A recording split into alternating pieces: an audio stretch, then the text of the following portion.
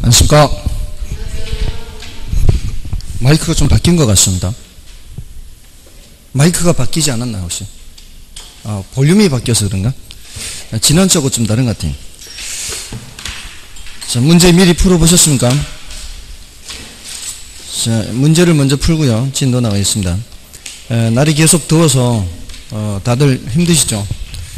공부는 다들 어디서 하시나요? 집에서? 도서관에서? 안 하는 모양이네.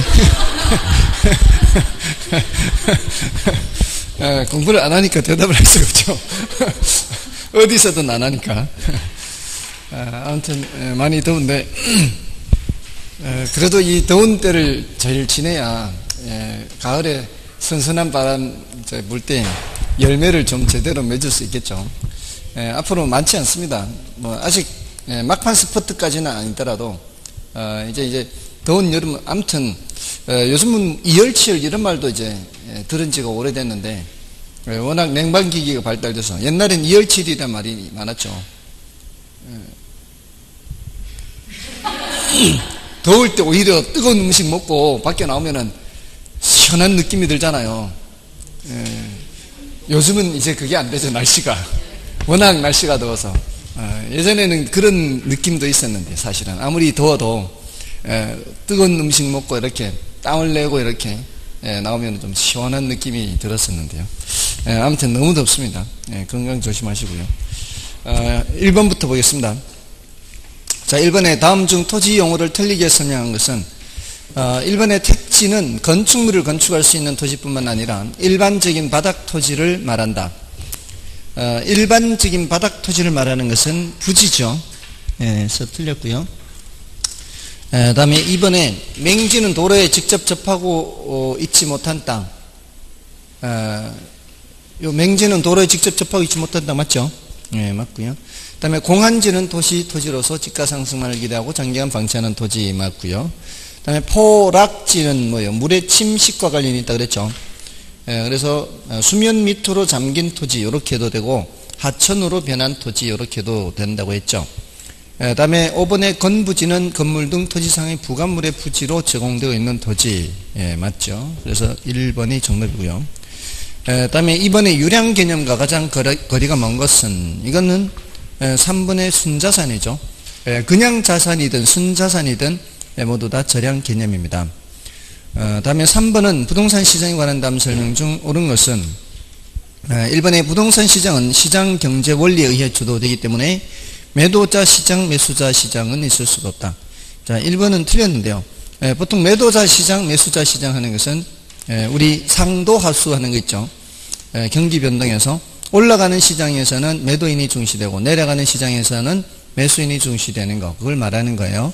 그래서 1번 틀린 거고요. 그 다음에 2번은 부동산 시장은 부동산의 위치, 규모, 용도 등에 따라 부분 시장이 형성되어 시장 세분화가 이루어진다. 맞죠? 2번은 맞는 말이에요.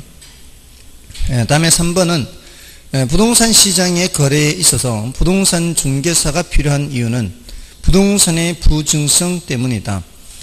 이거 이제 중개사가 필요한 건 이제 부동성 때문이죠. 지역별로 나오는 물건에 대해서 그 지역에 있는 중개사가 소개를 하게 되는 거죠. 부동성이고요. 다음에 4번의 부동산 시장은 여러 개의 부분 시장으로 나누어지는데 수요자를 특성에 따라 분류하는 것을 시장 차별화라고 하고 공급 부동산을 특성에 따라 분류하는 것을 시장 세분화라고 한다. 자, 이거는 마케팅에서도 관련이 돼요. 마케팅에서 STP 했죠. 그 S가 시장 세분화잖아요. 시장을 세분하는 것은 수요자층을 대상으로 세분한다 그랬죠. 인구 경제학적 특성에 따라서 수요자층을 나누는 것을 시장 세분화 이렇게. 그래서 세분화와 차별화가 위치가 바뀌어 있어요. 다음에 5번은 부동산 시장 내에서 부동산과 현금, 부동산과 부동산, 소유권과 임차권 등 사이에 교환이 이루어지기 곤란한 게 아니라 교환이 이루어지죠. 그래서 틀렸고요. 정답은 2번입니다. 다음에 4번 문제는 토지 시장에 대한 정부의 개입 방법을 설명한 것이다. 틀린 것은 개입 수단 또는 방법이죠. 일본의 토지 정책의 목표를 실현한 수단으로는 일반적으로 토지용 규제, 직접 개입, 간접 개입 맞고요. 다음에 이번에 토지 이용 규제는 토지 소유자로 하여금 토지 이용을 바람직한 방향으로 유도하는 방법이다. 바람직한 방향으로 유도 맞죠. 다음에 직접적 개입 방법에는 토지 수용, 도시 재개발, 토지 비축, 공용 개발, 자 이것들 전부 다 직접 개입 맞죠. 물론 직접 개입이 이것만 들어가는 게 아니라 임대료 규제나 분양가 규제도 직접 개입에 포함된다고 했었습니다. 다음에 4번의 공공택지 조성 및 분양 등의 직접적 개입은 토지 수요 증가에 능동적으로 대처해 토지 공급의 원활화 및 집가 안정에 주력하는 데 목적이 있다. 예, 맞습니다. 5번의 간접적 개입은 시장 기능을 유지하면서 수행한다는 점에서 자, 이거 맞죠? 기본적으로 수요 공급 자체는 시장에 맡기는 겁니다. 그러니까 시장 기능을 유지하면서 수행하는 거예요. 그래서 시장의 자율 조절 기능을 덜 해치면서 수행되고 그 효과가 직접적인 장점이 있다. 그 효과가 직접적이지 않겠죠, 당연히. 효과가 간접적입니다. 그 정부가 사는 것은 아니기 때문에, 정부가 사거나 팔거나 하는 것은 아니기 때문에 효과가 직접 나타나는 것은 아닙니다. 정답은 5번이고요. 다음에 5번 문제는 다음은 부동산 투자에서 요구 수익률을 구성하는 무위험률에 대한 설명이다. 옳은 것은 1번의 무위험률이란 순수한 시간에 대한 대가이며 개별 부동산에 따라 다르게 결정된다. 이거 오늘 지난주에 이거 이론 정리할 때 요구 수익률 했죠. 요구 수익률은 무위험률 더하기 위험 할증률 더하기 예상 인플레이율 이렇게 했죠. 뭐 얘기할 때는 이거 반영하면 되고요. 무위험률은 시간에 대한 대가, 전혀 위험을 부담하지 않아도 얻을 수 있다 그랬죠. 근데 위험 할증률은 위험을 부담해야만 얻을 수 있다 그랬죠. 근데 그 위험 부담이라는 게 시장 위험이 있을 수가 있고 개별 투자안에 따른 위험이 있을 수 있고요. 위험에 대한 태도에 따라 달라질 수 있다 그랬죠. 밑 빠진 덕에 물 붓기 심정으로 늘 그런 마음가짐으로 하고 있습니다. 또는 콩나물 시루에 물을 붓듯이 물을 부어봐야 물은 다 빠지죠. 근데 콩나물은 자라잖아요. 지금 자라고 있을 거라는 확신을 갖고 있어요. 위험에 대한 태도가 보수적일 수도 있고 공격적일 수도 있고 여러 가지 측면에서, 그러니까 위험 할증률이 달라지는 원인이 여러 가지가 이제 시장 위험에 따라서도 달라지고 개별 위험에 따라서도 달라지고 위험에 대한 태도에 따라서도 달라지고 여러 가지 때문에 위험 할증률이 달라지죠. 근데 무위험률은 얘하고 관계 있어요, 없어요? 무위험률은 얘하고 관계 없다 그랬잖아요. 얘네들은 관계 없다고. 이건 없을 무자잖아, 없을 무. 위험이 없을 때의 얘기고 이거는 위험을 부담할 때 얘기고. 자, 그러니까 무위험률은 개별 부동산에 따라 달리 결정되겠어요. 이거하고는 관계가 없다고요. 얘하고는 관계없어요, 얘는. 시장 상황에 따라 결정되는 거예요. 국공채 수익률, 정기예금 금리 이런 거. 무위험률이 그런 거잖아요. 정기예금 금리나 국공채 수익률이 무위험률이죠. 그럼 무위험률이 고정되어 있어요? 시장 상황에 따라 변해요? 시장 상황에 따라 변하잖아요. 정기예금 금리가 작년 이맘때 어제 오늘 계속 똑같은 게 아니잖아요. 시장 상황에 따라 정기예금 금리는 바뀔 수 있는 거죠. 이건 바뀔 수는 있어요. 근데 그 내가 가입할 당시에 정기예금 금리, 내가 매입할 당시에 국채, 이러면 그 당시에 수익률이 보장이 되는 거죠. 1년이면 1년, 3년이면 3년 보장되는 거예요. 그래서 어제 3년 만기 국공채 수익률이 1.65%다. 어제. 그러면은 어제 국공채를 사는 사람은 3년간 매년 몇 퍼센트를 보장받는가요? 매년 1.65%를 보장받는 거예요. 근데 오늘은 또 1.65%가 아닐 수 있다는 거죠. 오늘은 1.66%일 수도 있어요. 근데 오늘 1.66%의 국채를 매입한 사람은 앞으로 3년간 1.66%가 보상이 된다. 이런 의미예요. 됐죠? 자, 그래서 얘는 가변제다. 1번 틀렸고요. 다음에 부동산 투자 위험과 무위험률은 비례관계가 있다. 위험과 무위험률은 아무 관계가 없죠. 무위험률은 위험하고 아무 관계 없는 거예요. 다음에 무위험률과 부동산 투자의 요구 수익률은 관련이 없다. 무위험률과 요구 수익률은 관련이 있죠. 얘가 커지면 얘도 커지는 거예요. 얘네들은 관련이 있는 거예요. 얘가 커지면 얘가 커지는 거고 얘네들은 관련이 있는 거예요. 그 다음에 투자자들의 개별적인 위험 혐오도와 시장의 무위험률과는 상관이 없다. 이거는 관계가 없죠. 개별적인 위험 혐오도는 이거잖아요. 위험에 대한 태도. 위험에 대한 태도와 무위험률은 아무 관계가 없습니다. 내가 위험을 좋아하는 사람이다, 좋아하지 않는 사람이다. 우리 사람에 따라 무위험률이 달라지나요? 국공채 수익률이다, 전기요금 금리는 우리 누가 가입하느냐에 따라 달라지는 건 아니란 말이에요. 그런 거는 관계가 없어요. 위험에 대한 혐오도와 시장의 무위험률과는 관계가 없습니다. 무위험률의 크기는 일반 경제 상황에 있는 신용의 제한, 금융정책 등에 의해 영향을 받아서 고정되어 있는 게 아니라 가변적에 수시로 변할 수 있습니다. 다음에 6번의 순영업소득 계산이죠. 자, 뭐 이런 순영업소득 계산을 틀리면 안 되는 겁니다. 이게 이제 가유순전후 하는 거잖아요. 가유순, 여기까지 하는 거예요. 여기까지. 가유순까지. 연간 임대료가 2천만 원이고 임대 단위수가 10개요. 그러면 2억이죠. 2만만, 이렇게 2만만. 다음에 공실 손실 및 불량부채 충당금은 가능총소득의, 가능조소득의 5%이며 기타 소득은 없대요. 그럼 여기에다가 0.95를 곱하는 거죠.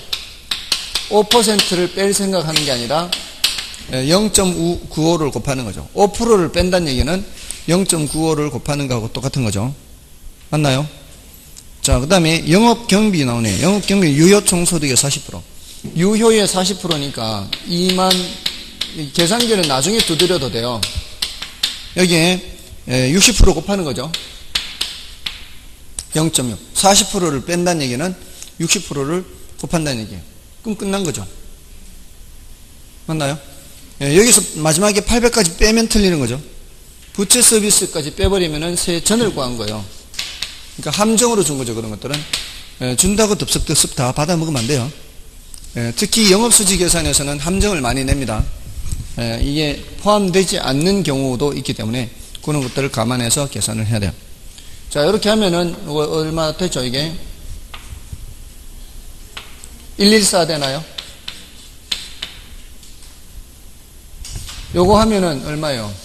19,000이죠. 그럼 6 곱하면 6, 9, 54, 6, 1은 11, 114 나오죠? 114 배열 순서만 찾으면 되는 거예요. 114 배열 순서가 맞은 것은 3번밖에 없죠.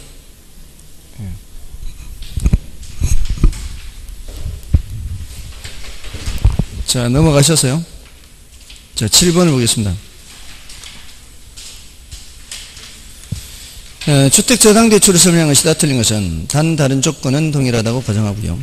변동금리 대출은 사전에 약정한 방법으로 일정한 기간마다 대출금리를 조정한다. 맞죠? 변동금리 대출은 기준금리에 가산금리를 더하여 결정하고요. 장래 금리가 상승할 것이 예상되는 경우 차입자는 고정금리 대출이 변동금리 대출보다 유리하다. 장래 금리가 상승할 것이라면 차입자 입장입니다. 돈 빌리는 사람 입장에서는 앞으로 금리가 올라갈 것 같으면 뭘로 대출받아야 돼요? 고정금리로 대출받아야 되죠. 그래서 맞고요. 그 다음에 장래 금리가 하락할 것이 예상되는 경우 차입자는 변동금리 대출이 고정금리 대출보다 유리하다. 맞죠? 앞으로 하락할 것 같으면 그렇게 하면 되는 거죠. 근데 변동금리 대출의 금리 상승 상한이 설정되어 있어요. 더 이상 금리가 올라가지 못하게 상한을 설정해 놨다면 누가 더 유리해요? 차입자가 더 유리합니다. 그래서 틀렸죠. 이럴 경우에는 대출자 입장에서는 더 불리하기 때문에 마진을 더 높게 해서 받습니다. 마진. 다음에 8번 부동산 관리에 관한 설명 중 틀린 것은 1번에 관리 방식 중 기밀 유지 및 보안 관리 측면에서는 자가 관리보다 위탁 관리가 더 유리하다. 보안 관리면은 내부 사정이 외부로 유출되지 않게 해야 되잖아요. 근데 위탁 관리가 더 유리하다. 틀렸죠? 1번, 2번으로 틀렸고요. 다음에 2번, 3번, 4번, 5번. 뭐 별로 특별히 말씀드릴 것 없습니다. 여러분들이 확인해 보시고요. 다음에 9번에 다음은 도시 내부 구조 이론에 대한 설명이다. 틀린 것은 동심원 이론은 튀넨의 동심원 모델에 근거해서 튀넨의 동심원 모델이 바로 위치 지대론을 말하는 거예요. 위치 지대론. 튀넨의 동심원 모델이 고립국 이론이라고도 하잖아요. 튀넨의 고립국 이론. 그 모델에 근거해서 도시 공간을 설명하는데 도심이 중심에서 외곽으로 동일하게 커져가며 그래서 동심원이죠. 고소득층은 저소득층에 비해 외곽에 입지하게 되죠. 중심 업무 지구 다음에 천의지대가 있고 그 다음에 저소득 주거지대, 고소득 주거지대 이렇게 있죠. 마지막에 이제 둥근자지대 이렇게 있고요. 다음에 2번은 선형 이론에서는 도시는 동심원처럼 동일하게 커가는 것이 아니라 교통축을 따라 부채꼴 모양으로 확장된다고 한다. 그렇죠. 교통축을 강조했고요. 부채꼴, 선형이 부채꼴이란 말이죠. 그 다음에 선형 이론에서는 주거 분리를 설명하고 있죠. 고소득 주거지역과 저소득 주거지역이 분리되고 있습니다. 고급 주거지는 교통망의 축에 가까이 입지하고 저급 주택은 그 반대편에 입지하는 경향이 있다. 맞고요. 그 다음에 동심원 이론이나 선형 이론과 다핵심 이론은 서로 배타적인 것이므로 도시 성장 구조 설명에 있어서 서로 아무런 관련이 없다. 자, 이게 틀렸어요. 서로 발전하면서 앞단계 이론이 발전하면서 다핵심 이론이 등장하게 된 겁니다. 그래서 다핵심 이론은 앞에 있는 동심원 이론이나 선형 이론을 포괄하는 그런 개념이 다핵심 이론이에요. 4번 틀렸고요. 그 다음에 구도시와 중소도시는 주로 단핵도시 형태로 발전했으며 신도시와 대도시는 주로 다핵도시 형태로 개발된다. 그런 옳은 표현이고요. 그 다음에 10번에 감정평가 3방식에 대한 설명이다. 틀린 것은 거래사례 비교법은 시장성 원리에 근거하며 감정평가의 중추적인 방식이다. 가장 많이 사용하는 게 거래사례 비교법이에요. 그래서 맞고요. 평가 3방식에 의한 시산가액은 사용된 자료의 양이나 정확도 등을 고려하여 산술 평균하여 결정하는 게 아니죠.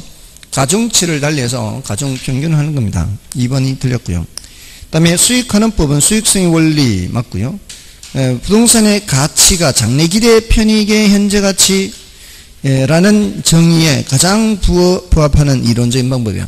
그러니까 가치라는 걸 판단할 때 장래기대되는 편익을 보잖아요. 요거는 부동산이 내구성을 갖고 있기 때문이죠. 그 가치 정의에 가장 맞아떨어지는 방법이 바로 수익하는 법이다 이 말이에요. 그 다음에 감정평가 3방식은 이론적으로 3면 등가성이 성립하나 현실적으로 각각의 시산가액은 불일치하는 것이 일반적이죠. 이론적으로는 같을 수는 있지만 현실적으로 불일치하기 때문에 시산가액을 조정할 필요가 있다는 겁니다. 그 다음에 원가법은 비용성의 원리에 근거하며 조성지 매립지 등의 평가에 유용하죠. 조성지 매립지의 경우에는 거래 사례도 없고요. 수익 사례도 없고 원가 방식이 적당하다고 볼 수가 있습니다. 자, 이렇게 해서 보고요. 자, 오늘 진도 나가는 거는 어디부터죠? 위험과 수익의 이론 정리는 했죠. 위험과 수익 이론 정리해서 문제풀이를 바로 들어가면 되죠. 그래서 146쪽에 7번을 바로 풀면 되는데요. 7번, 8번 위험에 대한 것들이죠. 7번은 이제 위험의 정의와 관련되는 것들이고요. 8번은 위험의 유형에 있죠.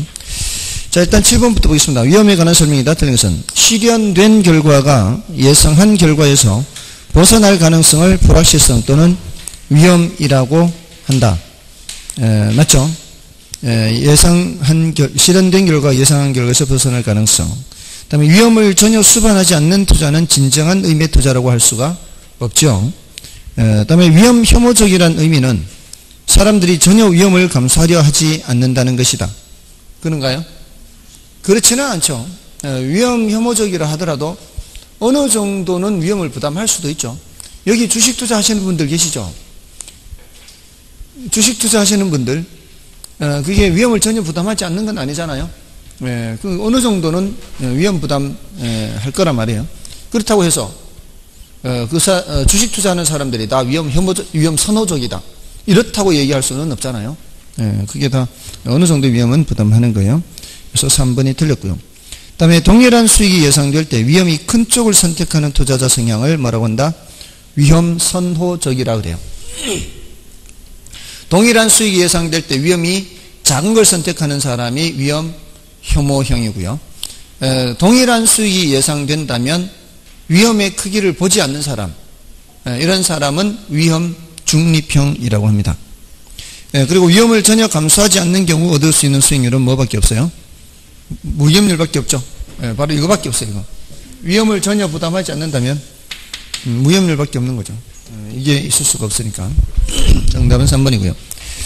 다음 이제 8번 문제는 이제 사금법인 유에 해당하는 거죠. 사금법인 유. 자, 1번 사업상 위험 나왔어요.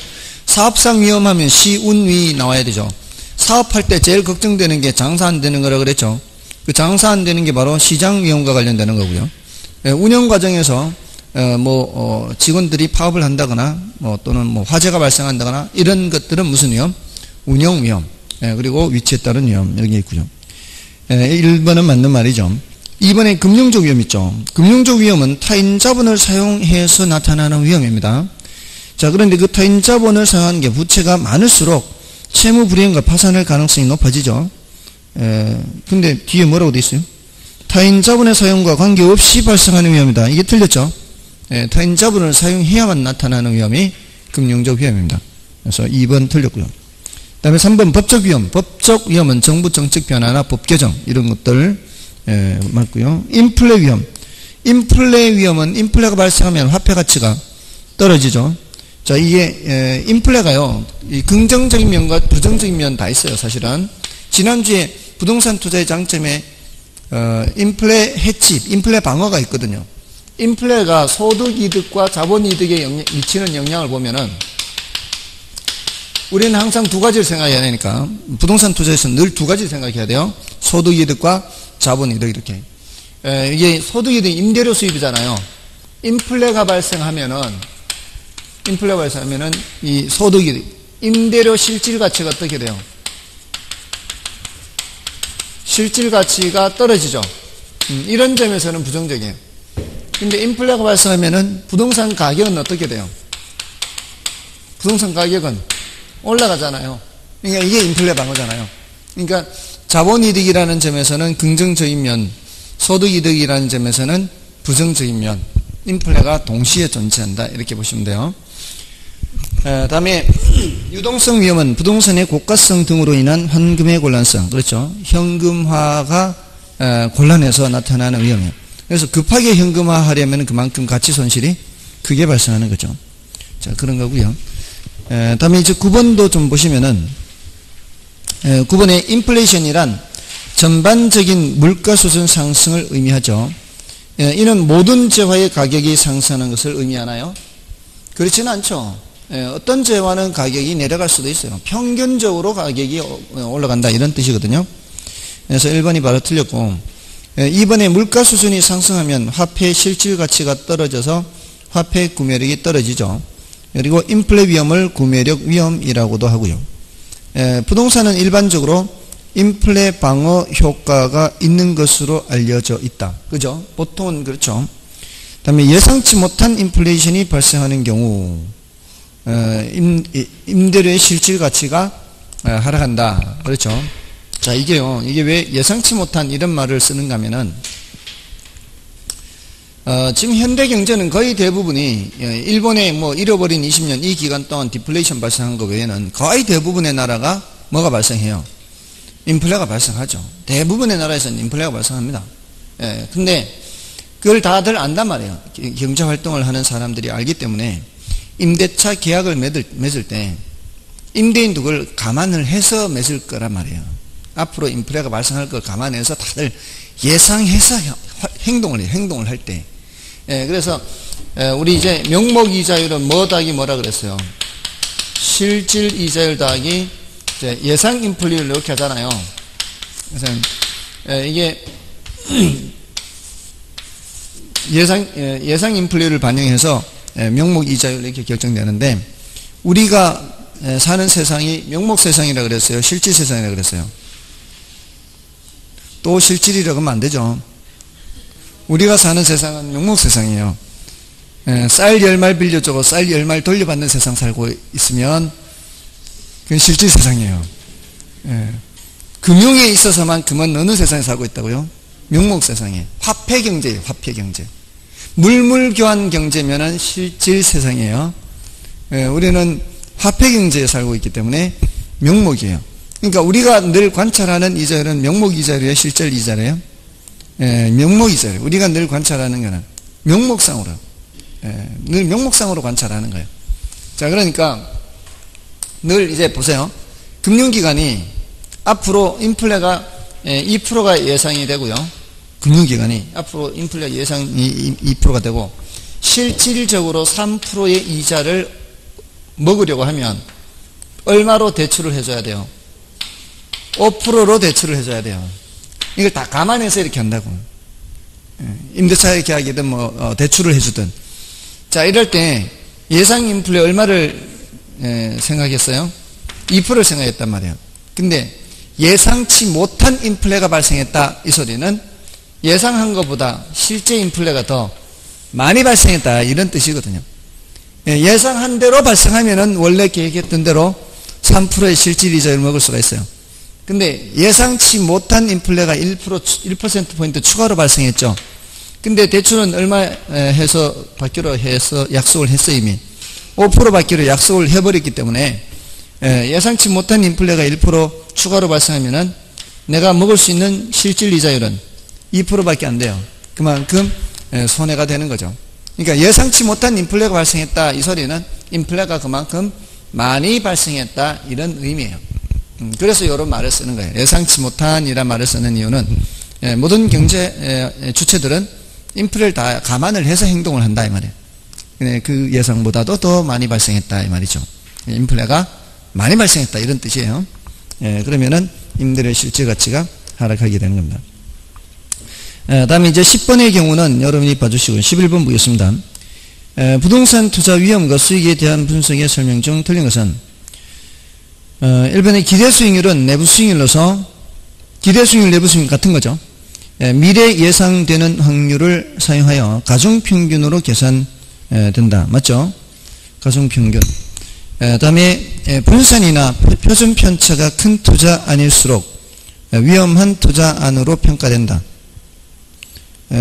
분산이나 표준 편차는 위험을 나타내는 거죠. 그래서 맞고요. 다음에 둘 이상의 투자안의 기대 수익률이 동일하다면 표준 편차가 낮은, 그러니까 위험이 낮은 투자안을 선택한다. 맞죠? 다음에 부동산 투자 시 위험의 측정은 통계적 확률에 근거한 분산이나 표준 편차라고요. 상대적 위험도를 측정하는 변이 계수는 값이 클수록 상대적으로 양호한 투자안이다. 이것도 위험도를 나타내는 거죠. 변이 계수는 변하는 정도, 이렇게 몇 분의 뭐죠?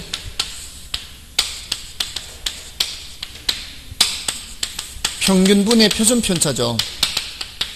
평균이 수익을 나타내는 거고 표준 편차는 위험을 나타내는 거죠. 요거는 수익률, 요거는 위험. 자, 변이가 변하는 정도란 말이에요. 변하는 정도. 변한다는 게 뭐예요? 예상치로부터 변하는 거. 이게 위험이잖아요. 예상치로부터 변할 가능성. 이게 이제 위험이잖아요. 이게 크다는 건 그만큼 위험이 크다는 건데, 다만 요거는 분모에 수익률이 있으니까 수익률 단위당 위험, 이렇게 되는 거예요. 수익률 1%당 위험이다, 이 말이에요. 이런 표현들 주의를 하셔야 돼요. A에 대한 B의 비율, 이거.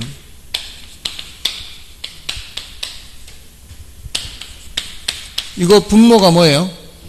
이게 A고, 이게 B가 분자죠. 이것도 이게 분모, 이게 분자, 이렇게 되는 거예요. 이걸 이제 문제를 낼 때는 분수식으로 문제를 내지 않거든요. 문장으로 하는 거죠, 문장. 그래서 이걸 분모 분자를 바꿔서 출제하기도 한단 말이에요. 분모 분자를 바꿔서 출제했을 때 이거를 문장으로 파악을 할 수가 있어야 돼요. 자, 아무튼 요거는 상대적 위험도를 나타내는 거죠. 이게 클수록 위험이 크다, 이 말이죠. 그래서 정답은 5번이고요. 12번도 보겠습니다.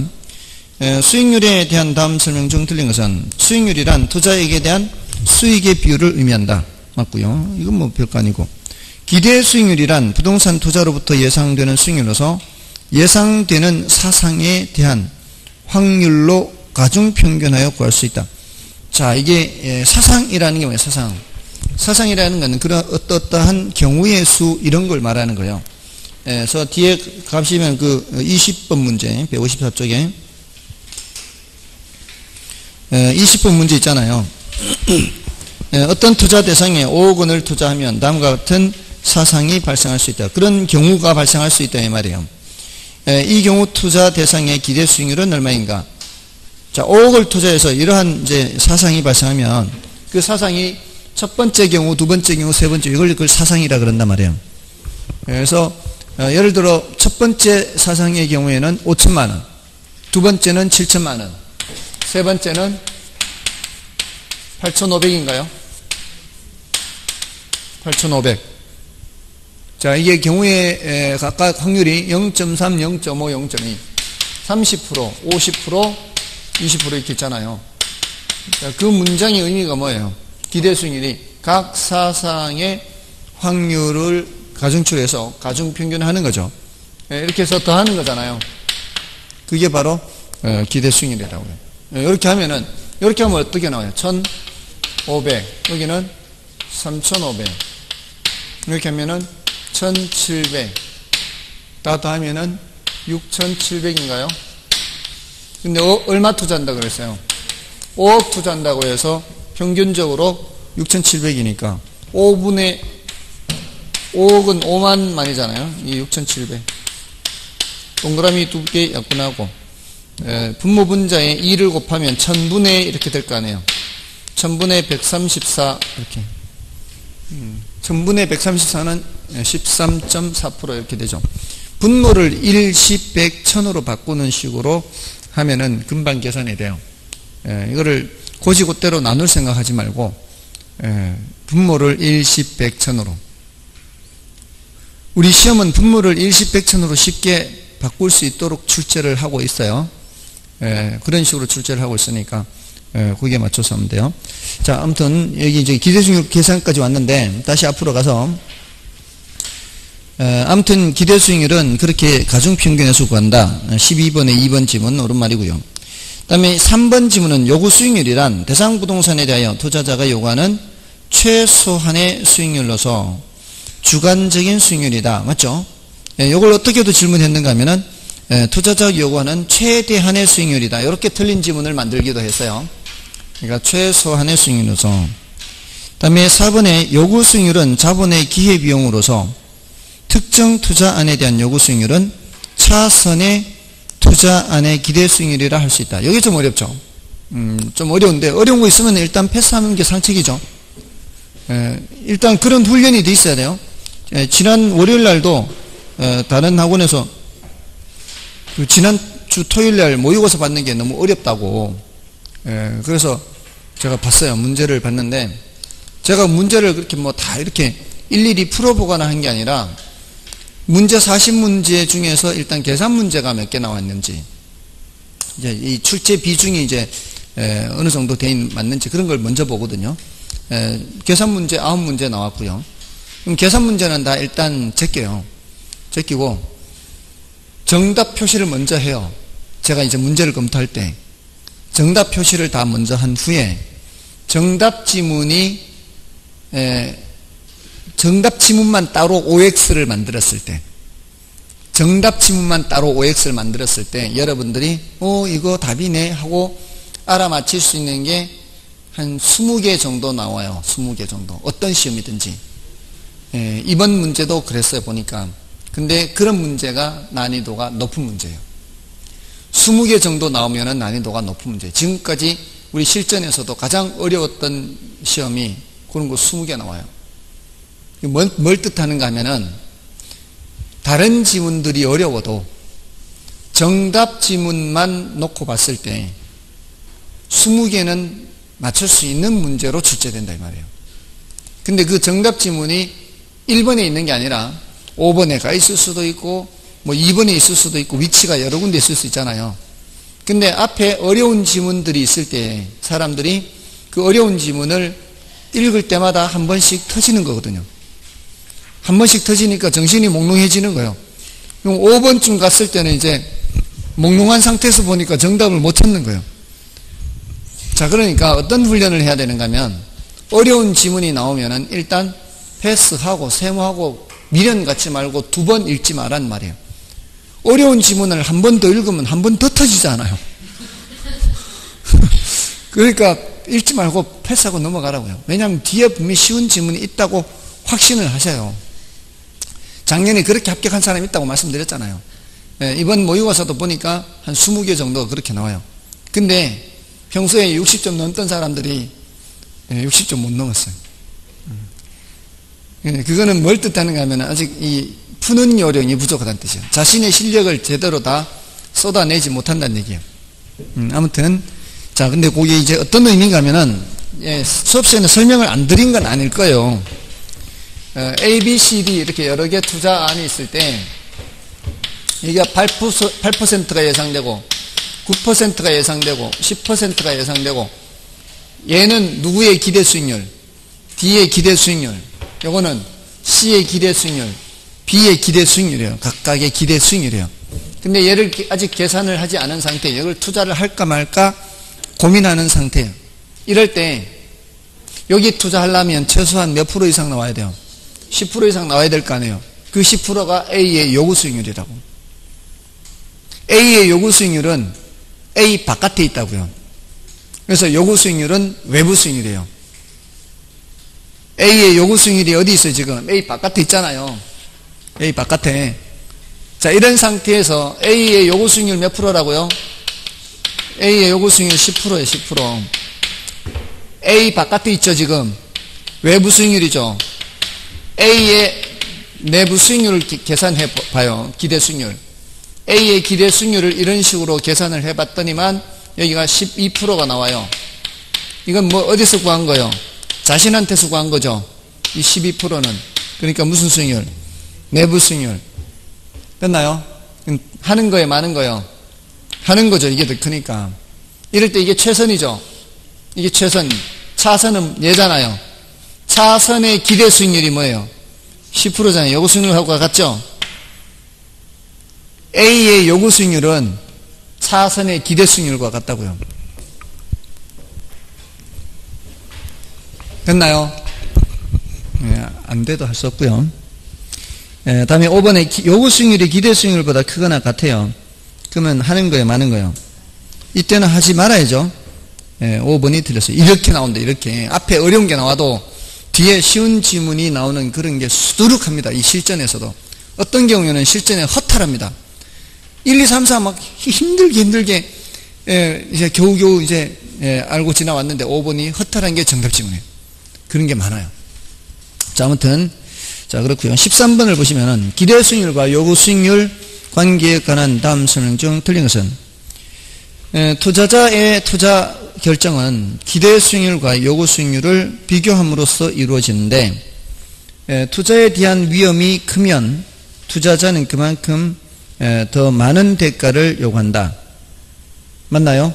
위험이 클수록 요구하는 수준은 높아지죠. 그 다음에 기대 수익률이 요구 수익률보다 낮으면 대상 부동산에 대한 수요가 줄어들게 되고 대상 부동산의 가치는 하락한다. 맞나요? 기대 수익률이 요구 수익률보다 낮다면 예상 수익률이 낮으면은 별로 메리트가 없다는 얘기잖아요. 그러면은 하겠어요, 안 하겠어요? 안 하겠죠? 안 하면은 가격은 낮아질 겁니다. 자, 예를 들어 어떤 사람이 요구 수익률이 5%인 사람이 있어요. 근데 이제 예상 수익률, 기대 수익률이죠. 예상 수익률이 4%예요. 지금 어떤 상황인가 하면은 1억의 매물로 나왔는데 1억에 이게 임대료 수익이 400만 원밖에 안 되는 거예요. 1억의 매물로 나온 게 임대료 수익이 400만 원밖에 안 돼요. 이 사람은 얼마는 돼야 만족하는 사람이에요? 500은 돼야 만족하는 사람이잖아요. 근데 갑자기 임대료를 올리거나 할 수 있는 상황이 아니란 말이에요. 임대료를 올릴 수 있는 상황이 아닌 상황에서는 이런 물건이 사람들이 안 본단 말이에요. 안 보면 이 물건이 가격이 어떻게 해요? 가격이 자꾸 떨어지겠죠? 맞나요? 이렇게 떨어져서 8천까지 떨어져야 이제 몇 프로가 되는 거예요? 8천까지 떨어져야 5%가 돼요. 5%가. 8천에 400이 5%라고 이제. 뭔지 아시겠죠? 그러니까 기대 수익률이 올라가는 거예요. 가격이 떨어져야 예상 수익률이 올라가는 거예요. 투자 금액이 줄어들어야. 됐나요? 그래서 가격 하락에 따라서 뭐가 올라가는 거예요? 예상 수익률, 기대 수익률이 올라가는 거예요. 그러면서 이제는 살만하네 이제 고려를 하는 거죠. 이제는 사도 되겠네. 그러지 않겠어요? 예, 그렇게 생각하는 겁니다. 그래서 자, 이 3번에 연결이 돼요. 부동산의 시장 가격이 하락함에 따라 대상 부동산에 대한 기대 수익률이 점차 어떻게 해요? 증가하게 돼요. 그래서 부동산의 가격이 충분히 하락하여 8천까지 떨어져야 돼요. 저 사례에서는 충분히 하락하여 요구 수익률이 기대 수익률과 일치하게 되면 투자자는 대상 부동산의 투자를 고려하는 거죠. 됐나요? 다음에 기대 수익률은 투자 안으로부터 예상되는 수익률을 말하며 투자자의 자본의 기회비용을 의미한다. 맞고요. 다음에 투자 안의 기대 수익률이 요구 수익률보다 높아요. 반대예요. 반대. 그러면은 대상 부동산에 대한 수요가 증가하죠. 그러면은 증가하고 그러면 부동산 가격이 올라가죠. 가격이 올라가게 되면 어떻게 돼요? 가격이 올라가게 되면 기대 수익률이 점차 하락하게 되죠. 그러면은 결국 요구 수익률과 같아지는 소리인데 뭐가 틀렸지? 4번이 틀렸죠. 기대 수익률이 자본의 기회비용이 아니죠. 자본의 기회비용은 요구 수익률. 그래서 틀렸죠. 저도 틀릴 때가 있죠. 저도 사람이에요. 4번이 틀렸고요. 다음에 이제 14번을 보면은 위험과 수익에 관한 설명이다. 틀린 것은 1번에 일반적으로 위험과 수익은 서로 비례관계에 있다. 맞죠? 일반적으로 서로 비례관계에 있는 거죠. 항상 비례관계에 있는 것은 아니죠. 부담하는 위험이 크면 클수록 요구하는 수익률도 커진다. 맞고요. 무위험률은 장래 기대되는 수익이 확실한 경우의 수익률을 말하며 순수한 시간 가치에 대한 대가로서 일반 경제 상황과는 관계가 없다. 일반 경제 상황과 관계가 있다 그랬죠. 일반 무위험률 하면은 예금 금리, 국공채 이자율 이렇게 생각하시면 돼요. 국공채 수익률. 그런 것들은 시장 상황에 따라 수시로 바뀔 수 있는 거죠. 다음에 인플레이션이 커질수록 요구 수익률이 커지는 것은 인플레이션에 따른 화폐 가치 하락을 보상받고자 하기 때문이다. 맞고요. 위험 할증률은 위험에 대한 투자자의 태도에 따라서도 달라지죠. 위험에 대한 태도 그리고 시장 위험에 따라서도 달라지고 개별 투자가 안고 있는 위험에 따라서도 5번에 나오네요. 그러니까 그 4번, 5번 세 가지 다 나오고 있죠. 위험 할증률은 투자자의 태도에 따라서도 달라질 수 있고 시장 위험에 따라서도 달라질 수 있고 개별 투자가 안고 있는 위험에 따라서도 변화할 수 있습니다. 그 다음에 15번도 마저 보겠습니다. 15번 보고 좀 쉬겠습니다. 위험 수준과 요구 수익률과의 관계를 설명하고 있다. 틀린 것은 무위험률은 장래 기대되는 수익이 확실한 경우의 수익률이에요.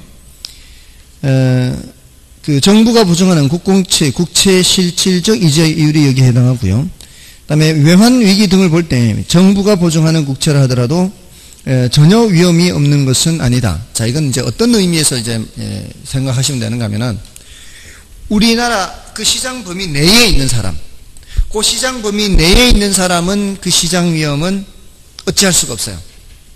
그 시장 범위 안에 있는 사람은 그 시장의 위험은 어찌할 수 없어요. 예를 들어서 우리는 지금 우리나라 안에 있잖아요. 나라 안에 있는데 우리나라에서 외환 위기가 터졌어. 그러면 그 위험은 고스란히 받을 수밖에 없죠. 그러니까 해외에 외국에 있는 투자자들 입장에서는 이거는 우리나라 시장에서의 문제일 뿐이죠. 그렇잖아요. 그러니까 그런 관점에서 보는 거예요. 그러니까 우리 입장에서는 국공채라는 게 무위험률이에요. 우리나라에서는. 근데 외국 투자자들이 봤을 때 대한민국의 국채는 무위험 자산이 아닌 거죠.